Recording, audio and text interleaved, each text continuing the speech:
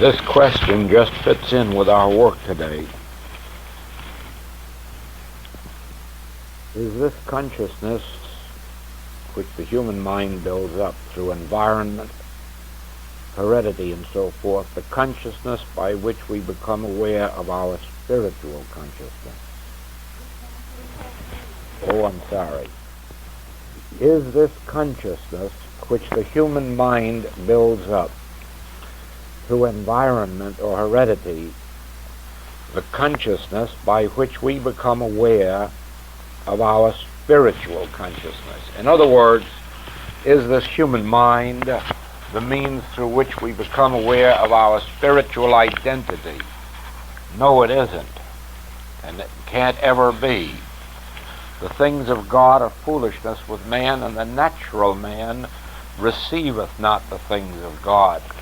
This human consciousness which we have built up is that which has prevented us, and is still preventing us, from becoming aware of our true identity. If it weren't for this built-up human consciousness, we would all be living in the full awareness of true being. And when Paul says that we must die daily and be reborn of the Spirit, he means just that. That human mind must die in order for us to be reborn. It can't be the agency for good if it has to die. We would then want to preserve it.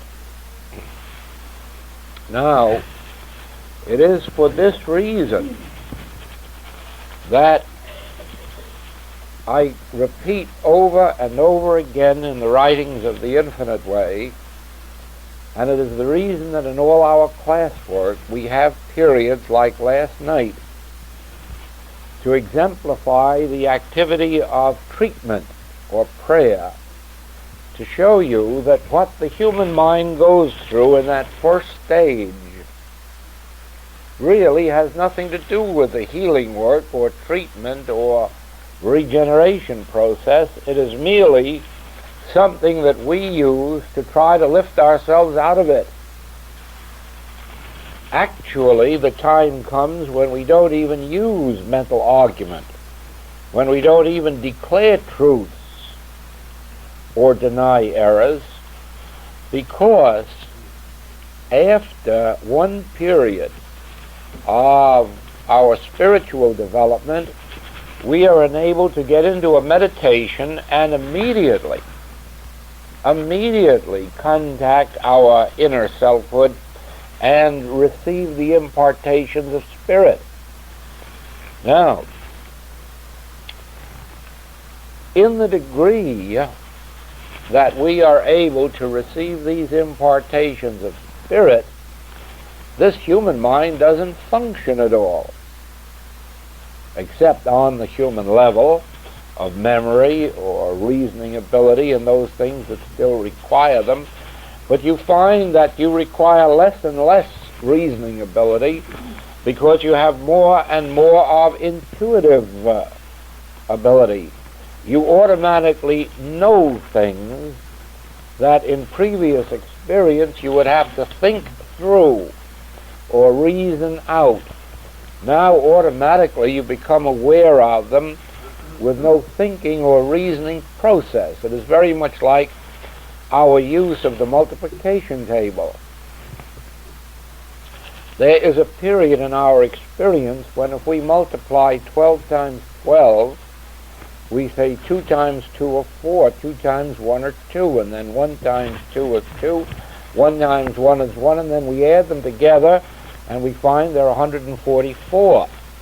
Now all of a sudden we are grown up and we are asked what is 12 times 12, and we automatically answer 144. Why is that? Because we no longer need the reasoning or thinking process. Now we automatically know. Well, this goes a step further, because we may say that in knowing that 12 times 12, it's really a process of memory having memorized it, but at least it shows you what I mean by the fact that a time does come when you do not use the reasoning or thinking process, but automatically know. There is an intuitive sense, and there is also a higher spiritual sense that reveals that which we must know without thinking or reasoning. It is through this knowing the truth about God and then developing the listening ear, that period of waiting, that this intuitive sense is developed, this higher consciousness is developed. And then you will find that you haven't used the human mind to learn about the spiritual, but that the spiritual has overcome or removed the human. You will find that particularly true when you come to treatment or prayer and find that you have reached a stage in which someone has asked for help and you do not have a single human thought enter your mind. You merely sit down, you haven't affirmed the truth, you haven't denied an error, and you wait, and then all of a sudden this light comes from within, this illumination or click or release, and you still do not know anything with your human mind. You still don't know anything that's happened. And yet, in the course of time, you receive word that the healing has taken place. There was a Christian Science lecturer who was away on a lecture trip for a while, and when he got back to his office, incidentally, he had met one of his students at his hotel, and they walked to his office together. And he went through the bundle of mail that was waiting there, but right near the top was a cablegram. And this cablegram said, "Thank you for a miraculous and instantaneous healing." So he turned to the student and he said, "Now let's find the cable so that we can find out what we miraculously and instantly healed." And they found the cable asking for help. Now, you see, there had been no conscious process involved in that healing. This lecturer had learned enough to know that if you live in spiritual consciousness, anyone who reaches out to you will touch that consciousness, no matter where you are, because it will never be further from your student than where they are. It being omnipresent, it being God consciousness, it is omnipresent where they are. And so they learn to reach out, but the practitioner, the teacher, learns that no one is reaching out to his human mentality, that no one is one bit interested in what truth he knows or doesn't know. They are reaching out to the developed or natural spiritual consciousness of that individual, and that does the healing work without conscious thought. Now, I believe that it is possible, if we ever have a student with no metaphysical background, I'm sure it will be possible to teach them healing without ever teaching them anything about treatment, because treatment is not necessary in healing. It is only a process that we use while we are still in the metaphysical or mental process of healing. In the first 2 years of my healing work, I not only used no mental argument, but didn't know there was any to use. Never knew how to give a treatment, hadn't been taught anything about treatment. And I had a very fortunate experience that even when I went through Christian Science class, my teacher knew of my healing work, and he did not give us any treatments in our class work, and for that particular purpose. Now then, treatment is only necessary as a stepping stone, just like knowing the truth is only necessary in order to have some assurance, something to cling to within us that gives us a human assurance of a superhuman presence and power. Now actually watch this and see if this doesn't bring out the fact that the human mind is not necessary in spiritual healing work, in spiritual living, that there is a divine truth which comes through to do our work. If we have, for instance, well, you'll just take this little one right here, this little bud, and we will say that I do not know what this is. I've never seen one before, and I don't know what it is. There's only one thing that I know about it, and that is, I know that it is. I don't even know it's a flower, remember. I don't know that it's a bud. I don't know anything about it. I've never seen anything like it before, and so I know nothing about it except one thing. I know that something is. That's all. The only thing of which I'm certain, something is here. What it is, I don't know. Why it is, I don't know. Now then, I can take the word is. Of that I'm certain. Is. Then I can close my eyes and get very still, and I can assure you that it would not be long before an impartation would come to me from within that this is a flower, or this is a bud, or this is a rose, or this is something in the kingdom of God. What it is would be revealed to me. And it would be revealed not by any human knowing, since I would have no human knowing. It would be revealed by a higher consciousness, that which we call the Spirit itself. Now watch this. There isn't anyone in this room who knows what God is. I don't care how many years you have studied. I don't care how many years you've pondered or thought. You do not yet know what God is. The only exception to that is if there is someone in this room who has had the spiritual or mystical illumination of conscious realization of God. In that case, of course, then there is someone who knows what God is. But otherwise, you do not yet know what God is. You may have read that God is mind.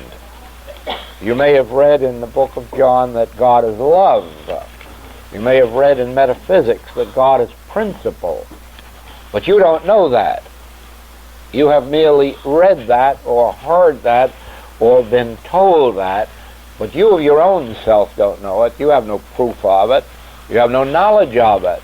You have only someone else's word. When Jesus says that the Father within me doeth the works, meaning God, you certainly don't know what he means by Father within you, because the human concept of a father is an adult male. You haven't any adult male within you. And so you know right well that if you are thinking along reasoning lines, that statement is all true, that is all untrue, that you have a male, an adult male within you. You haven't. Now you would have to say, I haven't a father within me. That is, in any sense of any father that I ever heard about. Now what does the statement mean, the father within me?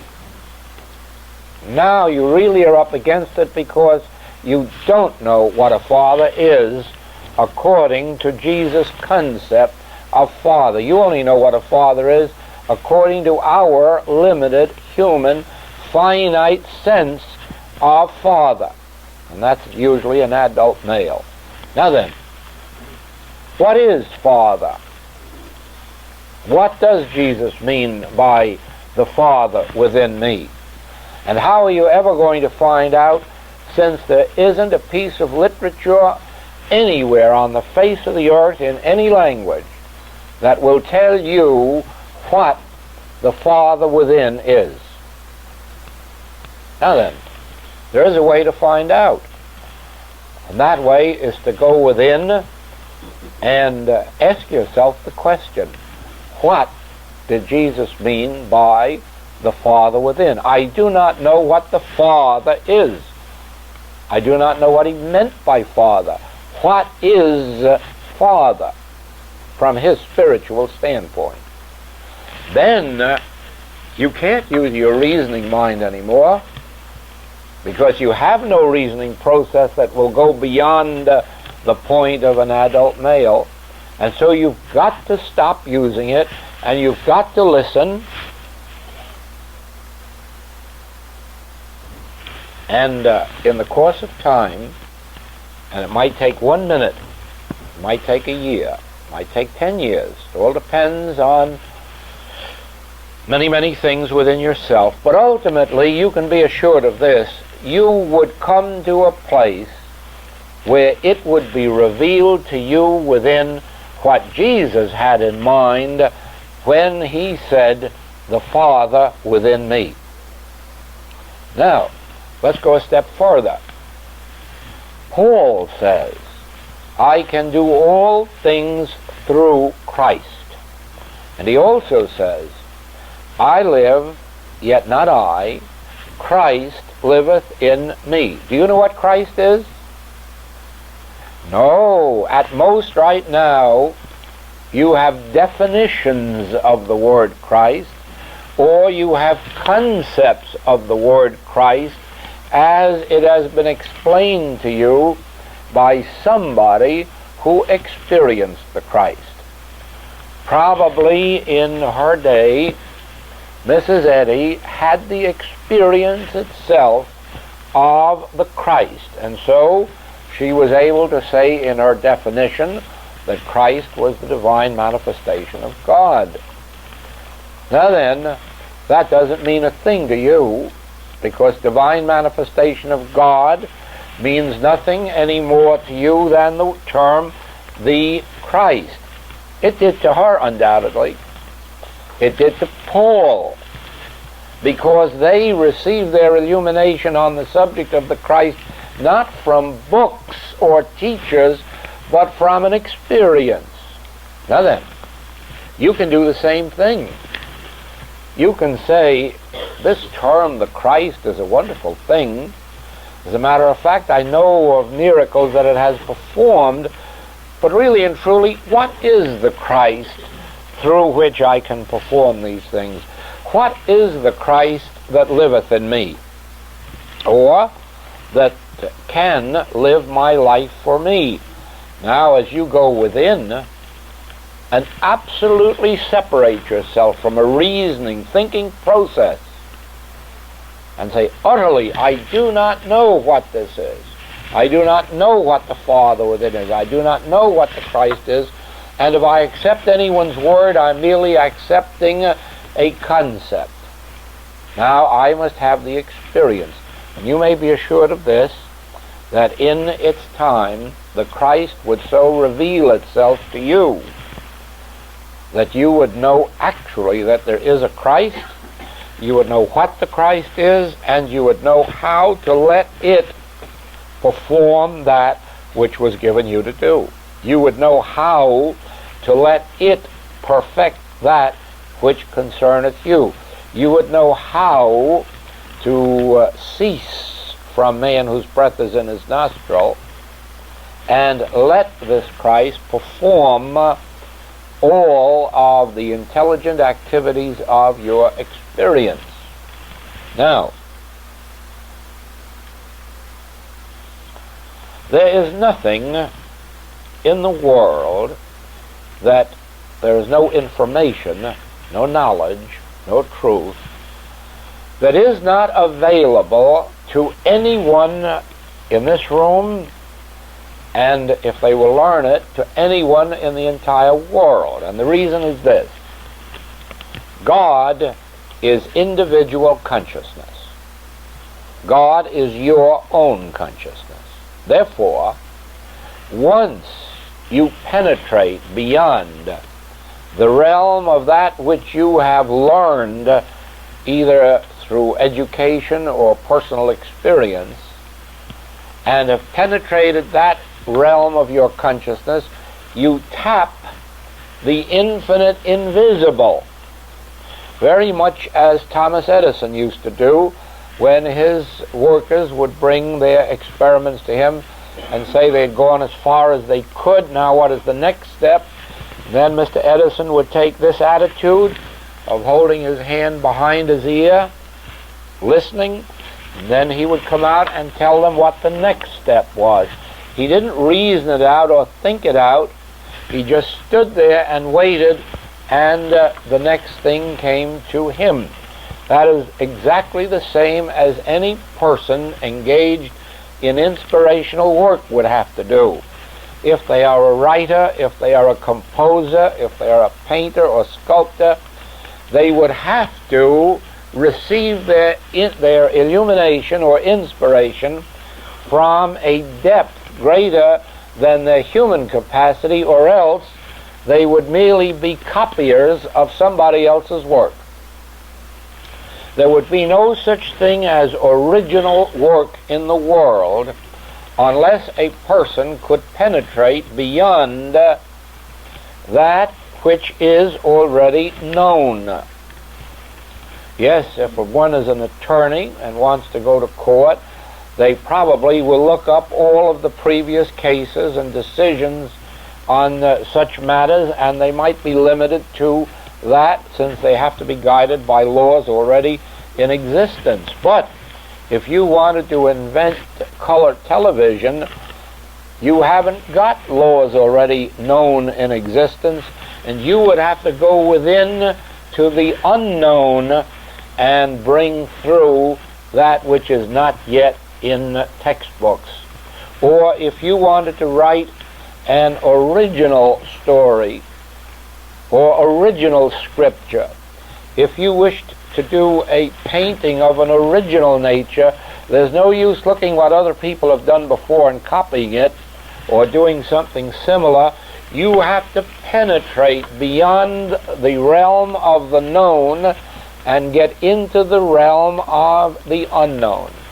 Now that is healing work as it is taught in our work. For instance, if I were to judge by appearances when called on for help, I would be continuously faced with male disorders and female disorders and universal medical theories and symptoms and diagnoses and beliefs, and I would find myself in a world of chaos, just where the entire medical world is. Now then,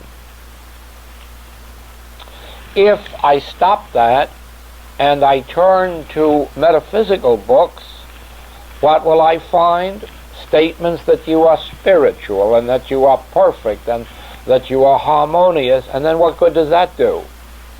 You're still complaining about these aches and pains, even after I've read in a book how spiritual you are. I might even point out the pages for you to read so that you can read how spiritual you are. But I guess you've all had experience with that before, and I don't have to tell you the result of it. Now then, instead of delving around then in what is known humanly about you, And instead of delving around in books to find out what is spiritually known about you, I go into the silence. I retreat inside my own being and frankly say, Father, I know nothing. If anything, I'm a little more stupid than Jesus, and he was very stupid. He said, not only I can of my own self do nothing, but even if I talk of myself, I bear witness to a lie. My doctrine, my words are not mine. And I'm just a little bit less than Jesus, maybe a whole lot less. So I know far less than he, and he knew nothing. Now then, admitted, I know nothing about this situation, I know nothing about this person, I know nothing about this claim, and I certainly know nothing about God's kingdom. Therefore, Father, I turn to you for light, for wisdom, for enlightenment, for peace, for truth. And I learn to sit in this receptive attitude, and the first thing you know, into my awaiting consciousness comes some assurance. And I have had it say, this is my beloved Son, in whom I am well pleased. Well, that's all I cared about. If I can have that assurance from God that you are his beloved, I'm sure everything's all right and you're in God's care. I cannot do much demonstrating through reading that statement in a book. But when the Father itself says it, then you may be assured that all is well. Now, so it is with anything else. When I receive within that click or deep breath or sense of release or a sense of peace or freedom, I know that all is well. I know that God's on the field, and that's all that's to it. Now then, after you have said, I am well or I'm better, I still don't know what happened. I haven't the faintest idea of that. I know nothing about the operation of the Spirit in your experience. I only know that with its assurance to me comes a measure of release or freedom to you. Now, I also know this. There are certain principles that we are teaching in the message of the Infinite Way, principles that have not been put together in any teaching, any known teaching, and our work is based on those principles. And I know that I didn't read those principles in books. They came in this experience of meditation. I'll tell you this experience. I was in New York City working with an author on certain things in which he was interested, and it was necessary that our conversation be on these spiritual and metaphysical lines. And we spent the day together from 12 o'clock noon until midnight. And during that entire time, there was no conversation about him or me. The whole conversation was about this spiritual and metaphysical work that was at hand. And when I returned to my hotel that night, somewhat after midnight, I retired, and within an hour was awakened, jumped out of bed, and began to write. A little while was back in bed, and within another hour I was up writing again. And this happened 5 times during the night, between something after midnight and 5:30 in the morning. And what I wrote during that night comprises 1/3 of the Infinite Way. That's how that happened.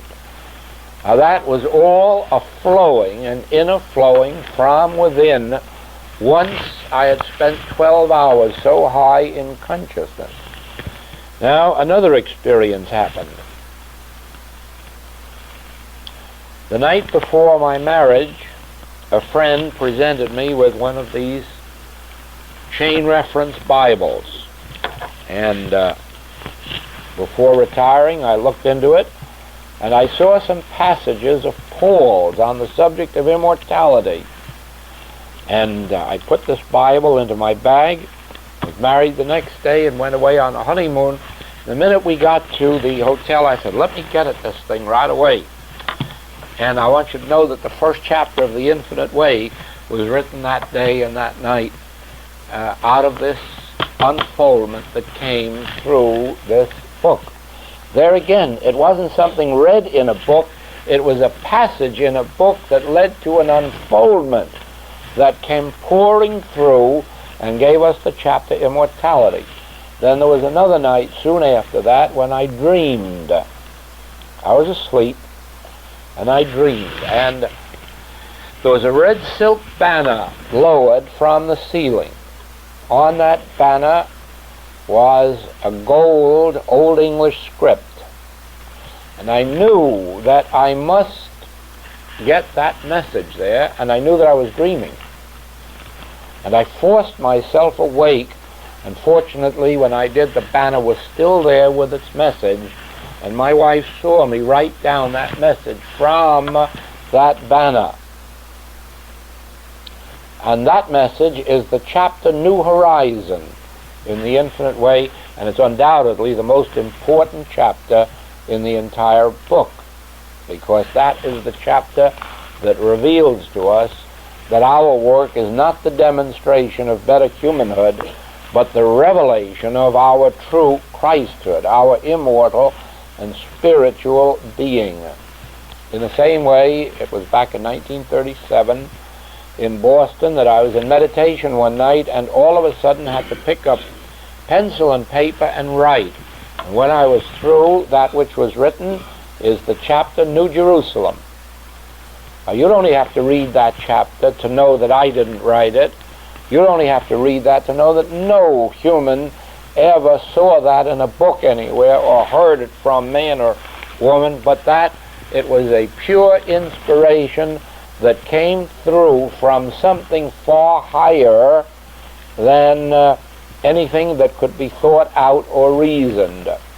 Those who have been through many classes with me have seen some of those miracles take place right on the platform or right at the desk when this work was happening. Some that are in this room sat and watched as the deep silence of my peace came through right while I was talking on a platform. And others are in this room who were there when the secret of the 23rd Psalm came through, and love and gratitude. And incidentally, love and gratitude is the deepest principle that I have ever found in religious literature anywhere or in any language. And that came through as a pure inspiration while standing on a platform in Seattle, Washington, with no more thought of such a subject than the man on the moon. It just came through, it poured through from a far deeper realm than thinking could be. And so it has been with every one of our major principles. You take the metaphysical notes, the principle of that is, my conscious oneness with God constitutes my oneness with all spiritual being and idea. Now, you haven't heard that in literature, nor have I. And yet, in the midst of that class, the very first night of the class, that statement unfolded. And what does it mean? Think of it now. Just take this into your thought now.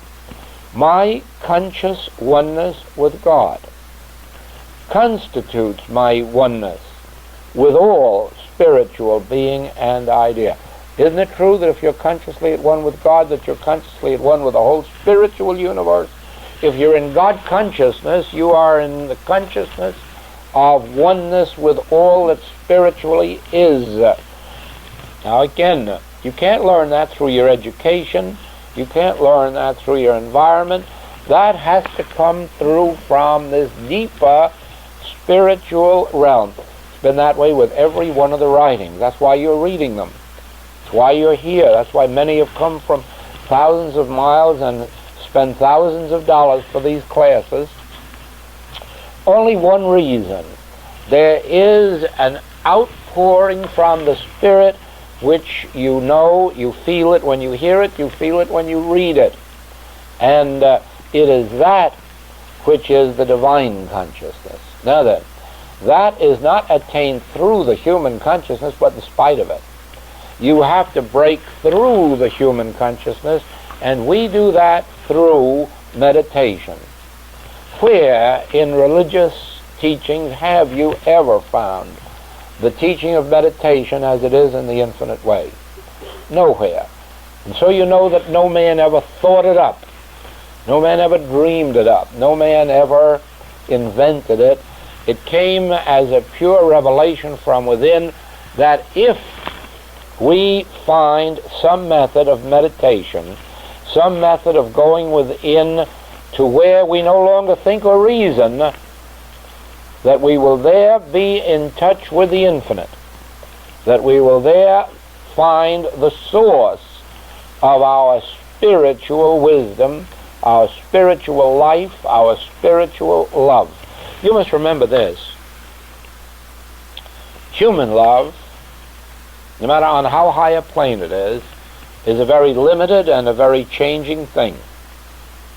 And most people have found great disappointment in life merely because of the disappointments that are to be met with in human love. And I don't only mean marital love, but I mean parental love and filial love and brotherly love and sisterly love and neighborly love and national love. We've all suffered disappointments in every form of human love, and therefore there isn't much use of just going on trying to be more loving. There's no use going on trying to find somebody who will be more loving than the last one. It won't do. It won't work. Now then, does that mean that life is hopeless for us? That there's to be no love, no contentment, no peace? Not at all. It means go deeper. Go deeper down into consciousness until you tap the divine love, until you tap the source of love. Then you will find that coming out through those humans that you meet. Then you will find that right here on this human level, you will find lasting friendships, lasting loves, lasting marriages, lasting business associations, and so forth and so on, but only insofar as they are demonstrated through having made contact with the spiritual source of love. Now, it is in the same way that you can, in a measure, improve your lives through physical means. There's no question in my mind that if everybody gave up the use of all flour products, all wheat products, that they automatically would increase their health by 50% and their longevity by 10 years. I mean that seriously. Anyone can do that. Just give up wheat products, because that's what's destroying the health and life of people. And there are other changes that could be made in the diet that would add still more health and still more longevity to one's experience. There's no question about that. But the point is that having done that, you have attained just a little more bodily comfort and a few more years of this human span. But watch the miracle that happens as you go deeper than any physical sense of change and touch that source of life eternal which is within you, that which the Master referred to as the waters of life that spring up into life eternal. Again, he said, we do not live by bread alone, but by every word that proceedeth out of the mouth of God. And if you notice, he did not say out of every word that comes from a Bible or a metaphysical textbook. He says every word that comes from the mouth of God. You have got to hear that word right out of the mouth of God, that is within yourself, in order for it to be the word of truth that is the bread of life and the eternal waters of life. We do not live by bread alone. I have a meat the world knows not of. Certainly, if I can tap the inner source of life, divine consciousness, if I can tap the inner source of love, then I will have found life eternal and lots of beautiful love. But I must first tap it within me in order to experience it in the without. I must first learn to hear the still small voice from within me uttering the Word of God, imparting the spiritual message. Now, you may use the human mind as a stepping stone. And you do that in the way that I illustrated last night, by keeping thought stayed on God and by acknowledging God in all our ways. Keep your conversation, even your inner conversation, your thought conversation, keep that in heaven. Keep your mind focused on God the Spirit, the invisible, and then take some phase of God, whether it's life or love or substance or law, and keep pondering God as the only law of the universe, thereby annihilating all sense of human law, legal law, material law, medical law, atomic law. Think of God as the source of all life, and that every word that proceedeth out of the mouth of God becomes more and more of this life eternal in our experience. And as you keep pondering these things, finally you come to a place where thought automatically stops. There's just nothing left to think about, and peace descends. Then it is in that peace that you wait for the voice to speak to you, or the assurance to come, or an inspiration of one sort or another, and in that way you develop the ability to be receptive to the withinness, to the depth of the divine consciousness. Then you tap the source of divine love, or divine life, or divine truth. You tap the source of all inspiration, whether it's in literature, art, science, truth, whatever it may be. You tap the source, but you only tap it when you go beyond the realm of thinking. Who, by taking thought, can add to his stature 1 cubit? And if you cannot do the least of these things by taking thought, why try to do the greater things? And so it is. God says, your thoughts are not my thoughts, and my thoughts are not your thoughts. God's thoughts are the real powers of the world. Now then, through metaphysics, most students have developed a fear of human thought as if it was some kind of an evil power. But it isn't. It isn't any more an evil power than it is a good power. It is just a non-power. For instance, when we use human thought to declare that 12 times 12 is 144, we haven't made it so. That isn't a power. That is an avenue of awareness. If you use your thought to look up this address or this telephone number, you haven't made anything so. You haven't made your thought a power. Your thought has merely become an avenue of awareness.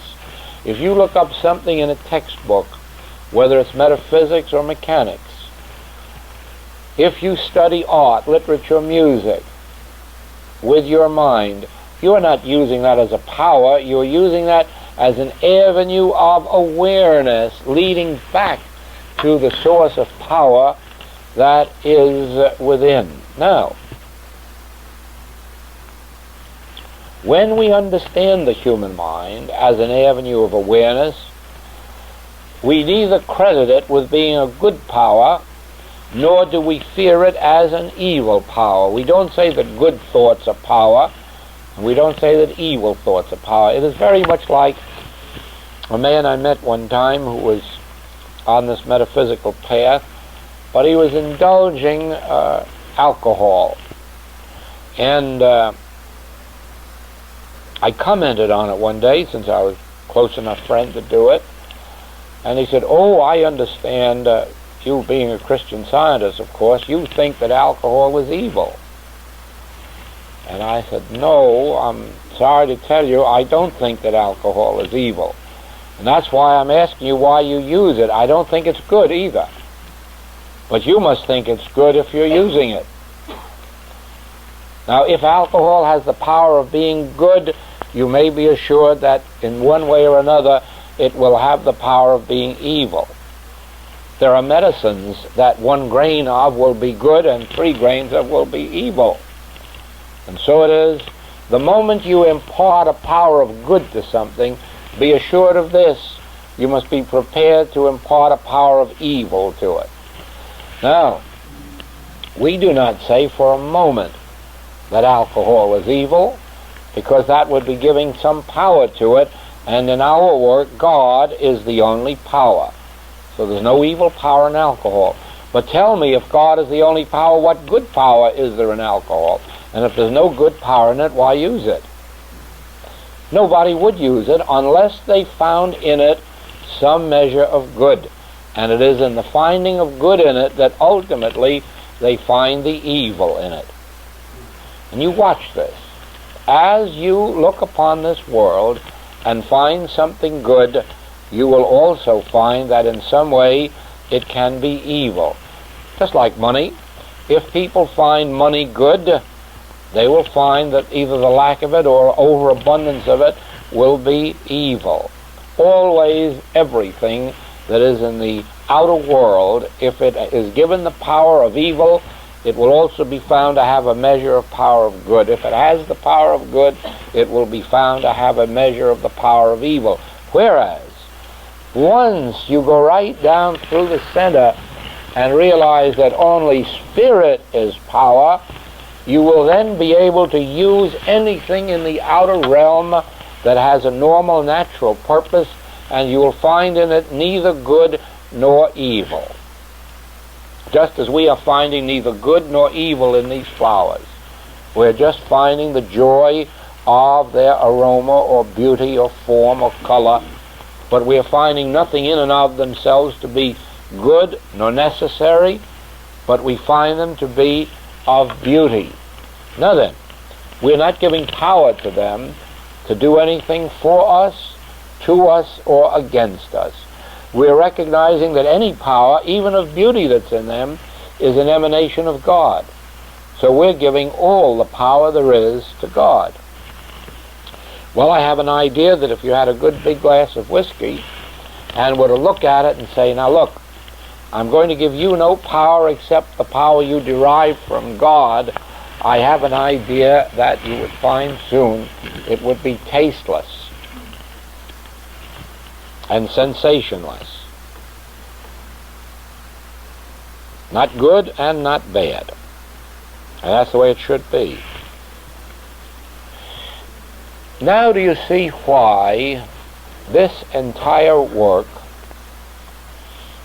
is not a doing away with the human mind, since the human mind is an avenue of awareness, but in the recognition of the fact that the human mind is not a power, and learning to go deeper within and demonstrate the great truth that the Master gave us. I have meat. I have water. I can give you water, living waters, even without a bucket. I am the bread of life. We do not live by bread alone, but by the bread of life, the spiritual word, every word that proceedeth out of the mouth of God.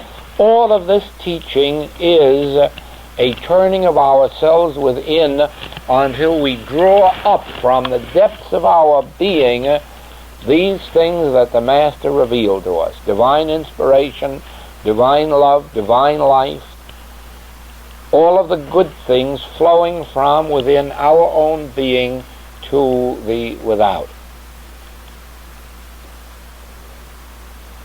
Yes, here's what it says.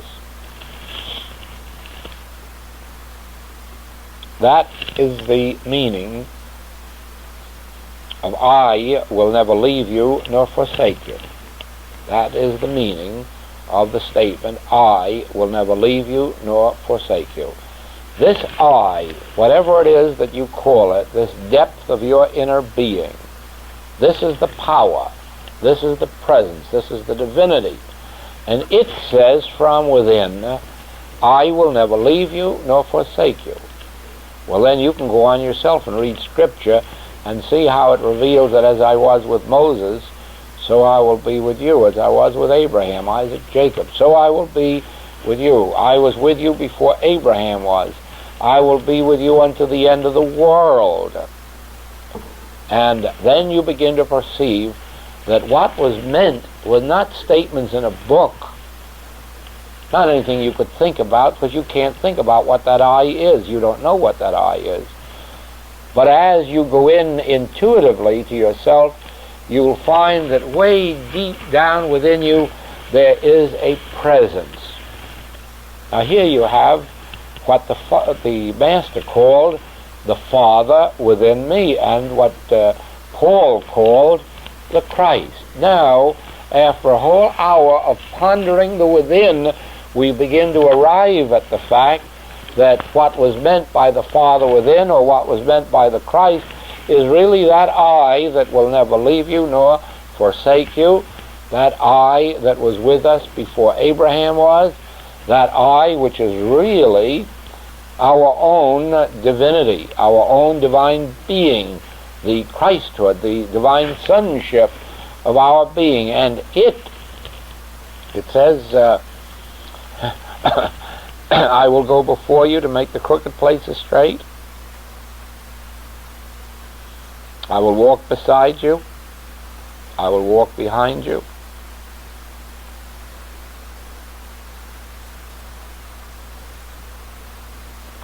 Son, thou art ever with me. All that I have is thine. Do you see now what the Father within is? Do you see what the Christ is? And do you see how you arrive at the awareness of it? As you get within and ponder these things, and then go beyond the depth of the reasoning mind until it springs up and commences to reveal itself. Now, you see, the thing now that's coming up from the depth of me was something that I didn't think of or reason out or anything else. All of a sudden it began to say, I will never leave you. And now we know what the Father within is. It's that I. Well, why was it called the Father? I suppose that the Master knew that it was a creative principle. The Word was made flesh. He must have taught John that the Word became flesh. In other words, the Word, this I that I am, it says so. It says it was God. It says that it's I am. This I that I am was a creative principle that became flesh, became form, became tangible as experience, as identity. And so it is that this I that is within me is the creative principle of all the good in my experience. This I that is within me is the Father, or creative principle. It is the Christ, or divine Son, the divine sonship, the offspring of God, this I that is within me. And so we have God the Father, and so we have God the Son. God the Father, and then I, God the Son. The spiritual divinity within me, which is the creative principle of good in my experience, which is the source of strength. I can do all things through Christ, through this realization of why I am the very Christ at the center of my being. And you see how all of this has to come out, not because somebody said it, not because somebody wrote it in a book, but because it became a living experience in our soul. Now, all healing work is a living experience within our soul. Anyone who tries to do healing work just because they have read all the words in a book, or because they know the statements of truth to make or the denials to make, will really fail. Even though at the beginning they may have a little temporary measure of success, in the end they will fail, because healing work is not a product of the human mind. Healing work is not the product of your mind or mine. Healing work is not the product of thought. Healing work is the product of a divine inspiration or illumination that flows up from the center of our being. It far transcends anything that you or I may know. If this weren't true, the Master wouldn't have said, I can of my own self do nothing. He would have been able to do a lot of things because he knew so much. But even with all he knew, he couldn't do anything. It was only the Father within me that doeth the work.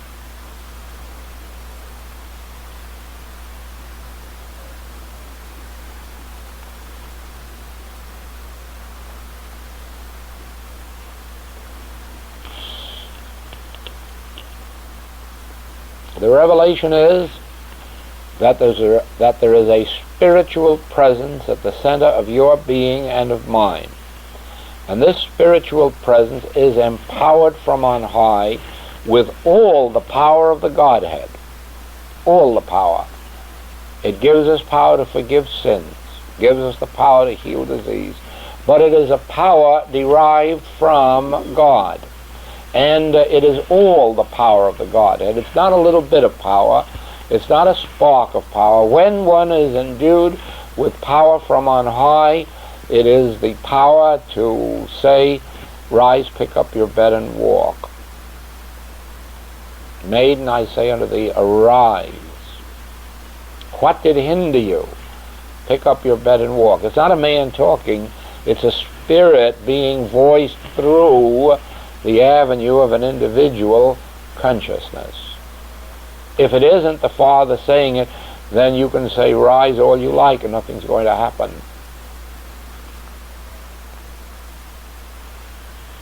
I of my own self can do nothing is one of the most profound statements of wisdom ever uttered.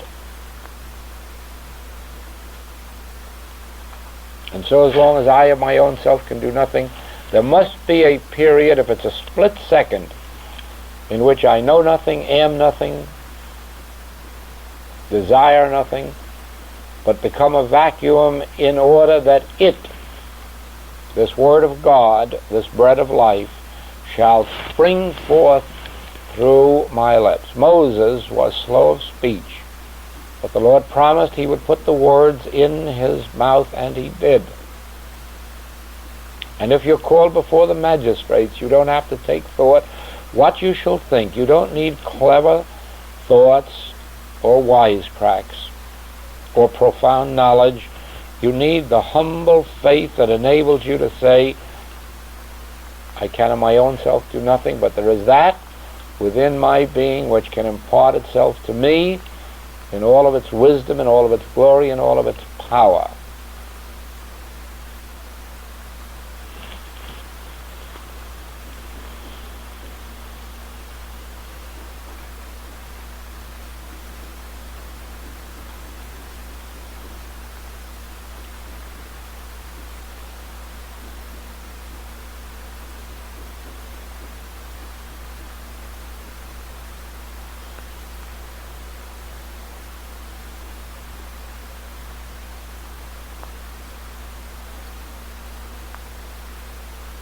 And now, let me give you a little help in your healing work. Do not hesitate when you are called upon for help to sit down and hold up the word is in front of you, mentally I mean, is, I-S, is. As much as to say, there is something here, but I don't know what it is or who it is. It claims to be a person and it claims to be a condition, but I know nothing about those things. I know not how to go out or how to come in. I do not know how to pray. Remember that. I do not know how to pray. I do not know how to treat. I must let the Spirit bear witness with my spirit. I must let the Spirit make intercession for me. So I do not know who this is or what this is or why this is. I only know that before me there is an is. There is something, there is somebody, and now, Father, take over and enlighten me. And then from the depths of your withinness will come some kind of a peace be still to the situation, some kind of an assurance, and you will begin to see harmony come. You see, this is also following out a teaching of the Master: judge not after appearances, judge righteous judgment.